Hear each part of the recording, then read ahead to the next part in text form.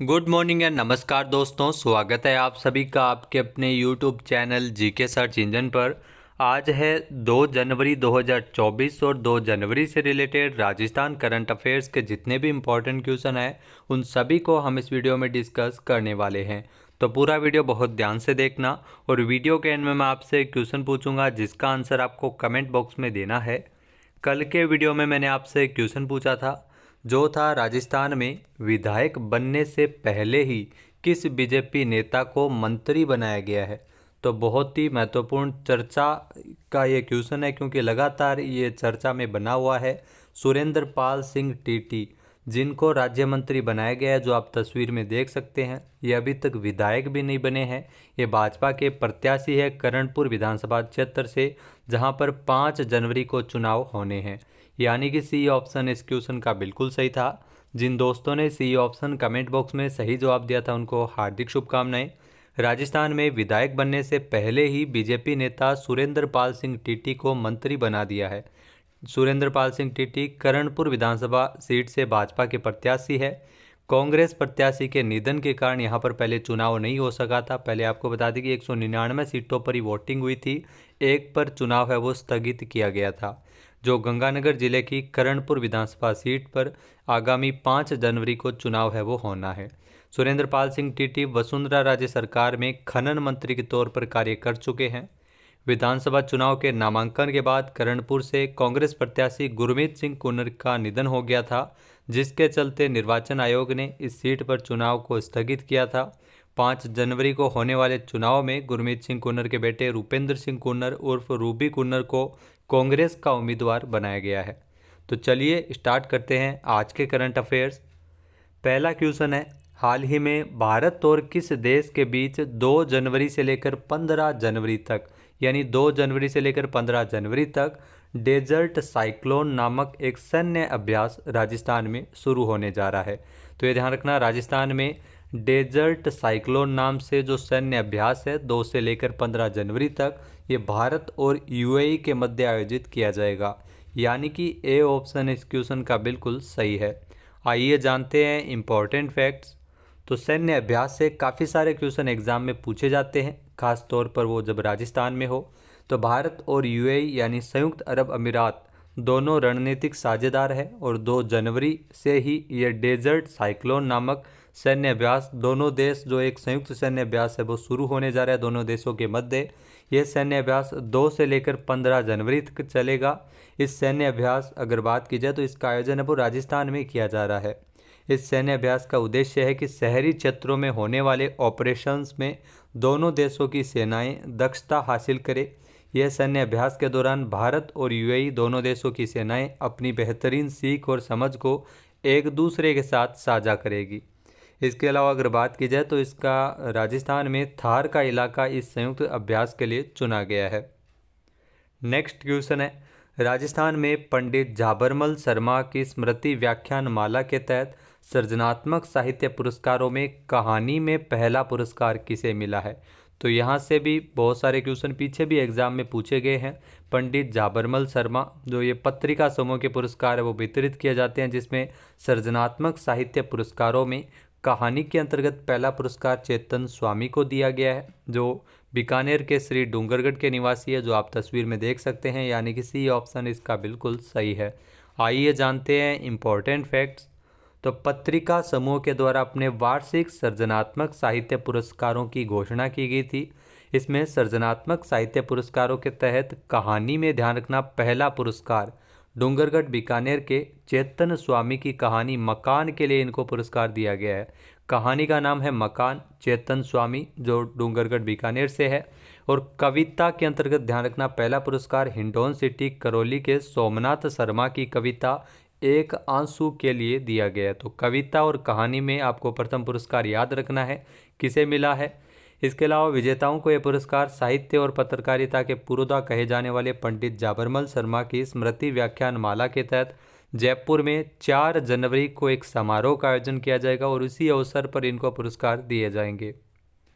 Next question है, राजस्थान की राजधानी जयपुर में कितने करोड़ रुपए की लागत से राज्य का पहला सरकारी इंजीनियरिंग कॉलेज बनाया जा रहा है? जो आप तस्वीर में देख सकते हैं, ये इसका ढांचा है और ये तकरीबन 25 करोड़ रुपए की लागत से राजस्थान की राजधानी जयपुर में बनाया जा रहा है, यानी कि सी ऑप्शन इसका बिल्कुल सही है। आइए जानते हैं important facts.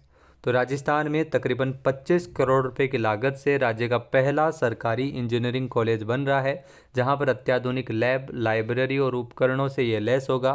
Computer science, civil infrastructure engineering और आर्टिफिशियल इंटेलिजेंस की पढ़ाई करने वाले छात्र छात्राओं को राज्य के तकनीकी विश्वविद्यालयों के संगठक एवं निजी कॉलेजों की तुलना में कम फीस में 4 साल की बीटेक की डिग्री लेना यहाँ आसान हो गया है।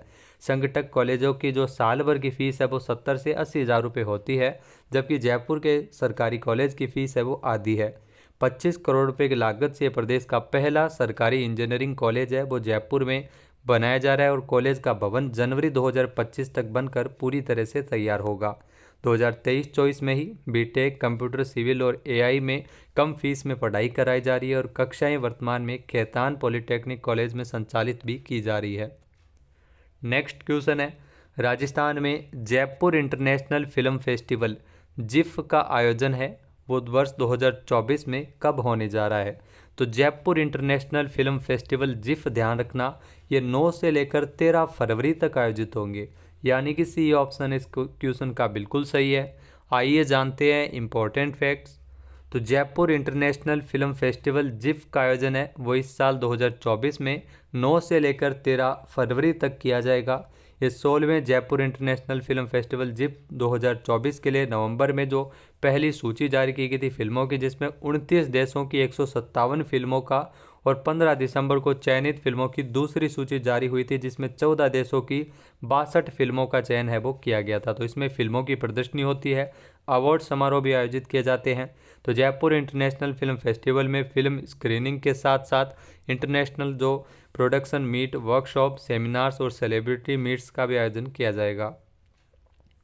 नेक्स्ट क्वेश्चन है, हाल ही में हुए विधानसभा चुनाव में जो सी विजिल ऐप पर आदर्श आचार संहिता के नियमों के उल्लंघन की सर्वाधिक शिकायतें हैं वो किस राज्य में दर्ज करवाई गई थी? तो ये ध्यान रखना, सी विजिल ऐप जो चुनावों के दौरान जो आदर्श आचार संहिता के उल्लंघन के कारण इस ऐप पर रिपोर्ट कर सकते थे, शिकायत कर सकते थे, तो सबसे ज़्यादा शिकायतें, ध्यान रखना, राजस्थान में ही दर्ज की गई है, यानी कि बी ऑप्शन इस क्वेश्चन का बिल्कुल सही है। आइए जानते हैं इम्पोर्टेंट फैक्ट्स। तो चुनाव पर्यवेक्षक द्वारा साझा की गई एक जानकारी के अनुसार नवंबर 2022 और नवंबर 2023 के बीच चुनाव आयोग को अपने सी विजिल ऐप पर प्राप्त सभी शिकायतों में से 1/4 से अधिक शिकायतें हैं वो राजस्थान से मिली है। इस अवधि में 11 राज्यों के विधानसभा चुनाव के दौरान आयोग को सी विजिल ऐप पर 77,623 शिकायतें मिली है, जिसमें से 21,152 यानी 27.25% शिकायतें वो राजस्थान से थी। आयोग ने नागरिकों को उम्मीदवारों और राजनीतिक दलों द्वारा आदर्श आचार संहिता के नियमों के उल्लंघन की रिपोर्ट करने की अनुमति देने के लिए सी विजिल ऐप को लॉन्च किया गया था और राजस्थान में भी इसका ज़्यादा प्रभाव देखने को मिला था। नेक्स्ट है, हाल ही में राजस्थान इंटरनेशनल एक्सपो का आयोजन है वो जोधपुर में कब किया जाएगा? तो राजस्थान इंटरनेशनल एक्सपो ये जोधपुर में 4 से लेकर 6 मार्च 2024 तक आयोजित किया जाएगा, यानी कि ए ऑप्शन इसका बिल्कुल सही है। आइए जानते हैं इम्पोर्टेंट फैक्ट्स। तो जी हाँ, राजस्थान एक्सपोर्ट प्रमोशन काउंसिल के द्वारा और राजसिको के अध्यक्ष राजीव अरोड़ा के मुताबिक 4 से लेकर 6 मार्च 2024 तक राजस्थान इंटरनेशनल एक्सपो, जिसका आयोजन कहाँ पर किया जाएगा? जोधपुर में।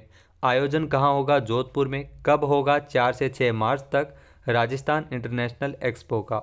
इस जोधपुर में होने वाले राजस्थान इंटरनेशनल एक्सपो में handicrafts, furniture, textile, garment, agro products, engineer products और आईटी के प्रोडक्ट्स को इसमें शामिल किया जाएगा। अगला क्वेश्चन है, अंतर्राष्ट्रीय ऊंट महोत्सव का आयोजन 11 से 14 जनवरी 2024 तक कहाँ किया जाएगा? तो ये ध्यान रखना, अंतर्राष्ट्रीय ऊंट महोत्सव ये आयोजित होता है बीकानेर में, यानी कि सी ऑप्शन इसका बिल्कुल सही है। बीकानेर का जो प्रसिद्ध अंतर्राष्ट्रीय ऊंट महोत्सव है जो इस साल 11 से लेकर 14 जनवरी तक आयोजित किया जाएगा। जैसलमेर में ध्यान रखना मरु महोत्सव का आयोजन किया जाता है। ये भी जनवरी फरवरी माह में किया जाएगा, अभी ऑफिशियली इसकी डेट है वो आई नहीं है। तो अंतर्राष्ट्रीय ऊंट महोत्सव 11 से 14 जनवरी तक बीकानेर में आयोजित किया जाएगा। आइए जानते हैं इम्पोर्टेंट फैक्ट्स। तो अंतर्राष्ट्रीय स्तर पर पर्यटन को बढ़ावा देने के लिए बीकानेर की पहचान बना अंतर्राष्ट्रीय ऊंट महोत्सव, जो इंटरनेशनल कैमल फेस्टिवल है, वो 11 से 14 जनवरी तक आयोजित किया जाएगा। और इस बार आइकन्स ऑफ बीकानेर की थीम पर यह ऊंट महोत्सव आयोजित किया जा रहा है। इसमें स्थानीय कला, संगीत और संस्कृति में विशेष उपलब्धियां हासिल करने वाले कलाकारों को इस उत्सव के माध्यम से एक वैश्विक मंच उपलब्ध करवाया जाएगा। उत्सव के दौरान 12 जनवरी को धरणीधर स्टेडियम में कला एवं संस्कृति का फ्यूजन शो भी आयोजित किया जाएगा। इस साल ध्यान रखना, जो ऊँटों की संख्या में लगातार कमी आ रही है और संयुक्त राष्ट्र ने साल 2024 को अंतर्राष्ट्रीय कैमलिड्स वर्ष यानी ऊँट के लिए अंतर्राष्ट्रीय वर्ष है वो 2024 को घोषित किया गया है। 2023 को आप सभी को पता होगा बाजरा को अंतर्राष्ट्रीय वर्ष है वो घोषित किया गया था। नेक्स्ट है राजस्थान इंटरनेशनल फिल्म फेस्टिवल रिफ का कौन सा संस्करण 27 से 31 जनवरी 2024 तक जैम सिनेमा जयपुर में आयोजित किया जाएगा। तो ये ध्यान रखना 10वां संस्करण है जो राजस्थान इंटरनेशनल फिल्म फेस्टिवल। एक होता है जिफ यानी जयपुर इंटरनेशनल फिल्म फेस्टिवल, एक होता है रिफ यानी राजस्थान इंटरनेशनल फिल्म फेस्टिवल, दोनों अलग अलग है। तो राजस्थान इंटरनेशनल फिल्म फेस्टिवल का आयोजन किया जाएगा 27 से लेकर 31 जनवरी तक जैम सिनेमा जयपुर में, और ये इसका 10वां संस्करण होगा, यानी कि बी ऑप्शन इसका बिल्कुल सही है। आइए जानते हैं इम्पोर्टेंट फैक्ट्स। तो रिफ फिल्म क्लब की ओर से आयोजित federation of film societies of India north region से मान्यता प्राप्त राजस्थान इंटरनेशनल फिल्म फेस्टिवल रिफ का यह 10वां संस्करण 27 से 31 जनवरी तक जैम सिनेमा जयपुर में आयोजित किया जाएगा, जिसमें 25 फिल्मों को आधिकारिक तौर पर रिफ पैनोरमा में चुना गया है, जिसमें 8 फिल्मों को फीचर फिल्म श्रेणी में और नॉन फीचर फिल्म श्रेणी में 17 फिल्मों का चयन किया गया है। रिफ अवार्ड नाइट 2024 का आयोजन 31 जनवरी को जैम सिनेमा जयपुर में आयोजित किया जाएगा। नेक्स्ट क्वेश्चन है पीएम विश्वकर्मा योजना के लिए कितने करोड़ रुपए आवंटित किए गए हैं। पीएम विश्वकर्मा योजना जो कारीगरों के लिए प्रसिद्ध योजना है, जिसमें उनको ऋण उपलब्ध करवाया जाता है, और इसके लिए केंद्र सरकार की ओर से 13,000 करोड़ रुपए वो आवंटित किए गए हैं, यानी कि डी ऑप्शन इस क्वेश्चन का बिल्कुल सही है। आइए जानते हैं इम्पोर्टेंट फैक्ट्स। तो वित्त वर्ष 2023-24 और 2027-28 तक के लिए, यानी 23-24 से लेकर 2027-28 तक के लिए केंद्र सरकार ने पीएम विश्वकर्मा योजना के लिए 13,000 करोड़ रुपए आवंटित किए हैं। पीएम विश्वकर्मा योजना कब शुरू हुई ये आपको ध्यान रखना है। 17 सितंबर 2023 को पीएम मोदी के 73वें जन्म दिवस के अवसर पर इस योजना की शुरुआत की गई थी। ये एक केंद्रीय क्षेत्र की योजना है पीएम विश्वकर्मा योजना। यह योजना कारीगरों के लिए काफ़ी लाभदायक साबित हुई है। इस स्कीम में अगर कोई कारीगर अपना बिजनेस शुरू करना चाहता है तो वह कम ब्याज दर में योजना के तहत 5 लाख रुपए तक का लोन है वो ले सकता है। नेक्स्ट क्वेश्चन है मेजर ध्यानचंद खेल रत्न पुरस्कार 2023 से कितने खिलाड़ियों को सम्मानित किया जाएगा। तो ये ध्यान रखना मेजर ध्यानचंद खेल रत्न पुरस्कार, ये पुरस्कार पहले राजीव गांधी जी के नाम से दिए जाते थे, बाद में मेजर ध्यानचंद खेल रत्न पुरस्कार है वो मेजर ध्यानचंद के नाम से दिए जाने लगे। ये ध्यान रखना 2 खिलाड़ियों को दिए जाएंगे इस साल, यानी कि ए ऑप्शन इसका बिल्कुल सही है, जिसमें चिराग चंद्रशेखर शेट्टी और रंकी रेड्डी सात्विक साईराज। तो इन दोनों खिलाड़ियों को, दोनों जो बैडमिंटन के युगल खिलाड़ी और बहुत ही अंतर्राष्ट्रीय स्तर पर उन्होंने अच्छा प्रदर्शन किया है, गोल्ड मेडल भी ये भारत के लिए लेके आए हैं। आइए जानते हैं इम्पोर्टेंट फैक्ट्स। तो युवा कार्यक्रम और खेल मंत्रालय ने राष्ट्रीय खेल पुरस्कार 2023 की घोषणा की है। ये अवार्ड 9 जनवरी 2024 को जो राष्ट्रपति भवन में भारत के राष्ट्रपति के द्वारा ये 9 जनवरी 2024 को दिए जाएंगे। इस बार मेजर ध्यानचंद खेल रत्न अवार्ड बैडमिंटन खिलाड़ी चिराग चंद्रशेखर शेट्टी और रंकी रेड्डी सात्विक साईराज, नाम इनका याद रख लेना। और पुरस्कारों पर अपना स्पेशल वीडियो बनाया जा चुका है, जिसमें सभी पुरस्कारों के बारे में आपको बताया गया है, डिटेल में बताया गया है। तो इसलिए हम यहाँ पे डिटेल में आपको नहीं बता रहे हैं, क्योंकि आप ये वो वीडियो पुरस्कारों वाला देख सकते हैं, जिसमें आपको अर्जुन पुरस्कार के बारे में और राजस्थान के संदर्भ में उस वीडियो को तैयार किया जा चुका है। तो इस वीडियो को आप देखिएगा, इस चैनल पे ही है, और लिंक आपको वीडियो के डिस्क्रिप्शन बॉक्स में उस वीडियो का मिल जाएगा। इसके अलावा इस बार 26 खिलाड़ियों को अर्जुन अवार्ड से सम्मानित किया जाएगा। अब बात करते हैं आज के हमारे क्विज के, जिसका आंसर आपको कमेंट बॉक्स में देना है। तो आज का क्विज है, राजस्थान का नया मुख्य सचिव किसे बनाया गया है। एक बार फिर से सुनिएगा, राजस्थान का नया मुख्य सचिव किसे बनाया गया है। इसका सही आंसर आपको कमेंट बॉक्स में देना है। और अगर ये वीडियो आपको पसंद आए तो इसे लाइक और शेयर करना बिल्कुल ना भूलिएगा। चैनल पर नए हैं, सब्सक्राइब नहीं किया है तो भी सब्सक्राइब बटन पर क्लिक करें। इस वीडियो की जो PDF फाइल है वो आप वीडियो के डिस्क्रिप्शन बॉक्स से डाउनलोड कर सकते हैं और इस क्वेश्चन का आंसर आप वोट करके भी कर सकते हैं। इसके अलावा दोस्तों, तो दिसंबर 2023 राजस्थान करंट अफेयर्स का स्पेशल कोर्स है, जिसमें आपको 11 PDF फाइल्स जो बहुत ही शानदार तरीके से तैयार की गई है, जिसमें दिसंबर महीने के व्याख्या सहित करंट अफेयर्स है, जो इम्पोर्टेंट क्वेश्चन एग्जाम में पूछे जा सकते हैं, उन सभी को शामिल किया है। 100 से ज़्यादा क्वेश्चन है और साथ ही साथ इसमें आपको बजट, आर्थिक समीक्षा, वर्तमान में राजस्थान में कौन क्या है, मंत्रिमंडल के अलावा भी आपको इसमें बहुत सारी जानकारी है वो मिल जाएगी। तो इसको आप ले सकते हैं। 15 रुपये 39 पैसे इसका जो कीमत है वो निर्धारित की गई। सबसे कम कीमत पर और सबसे बेहतरीन कंटेंट आपको यहाँ पर देखने को मिलेगा। इसके अलावा राजस्थान करंट अफेयर्स का जो वीकली टेस्ट सीरीज़ भी इसमें आपको देखने को मिल जाएगी। जय हिंद, जय भारत, जय राजस्थान।